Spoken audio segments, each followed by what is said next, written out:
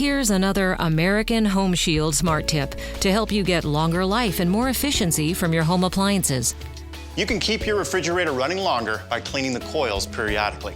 Okay, first things first, you want to roll the refrigerator out of place. Now it should roll pretty easy because you have wheels on either side. Once you pull it out, unplug it, and then grab your vacuum and clean the area in which it came out. Now it's time to locate the coils. Now, in newer refrigerators, the coils are in the front. Older models, they're in the back. So since this is newer, I'm gonna grab the front grill, pull it out, and then this is an appliance lint brush.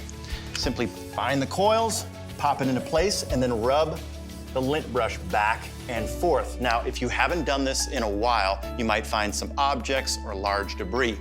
If so, just pull them out with your hand.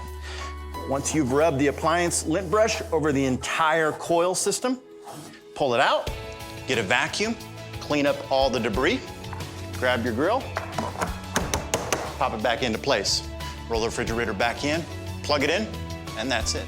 For more tips and information, don't forget to check out ahs.com. The preceding program was sponsored by American Home Shield, partners in peace of mind for 50 years.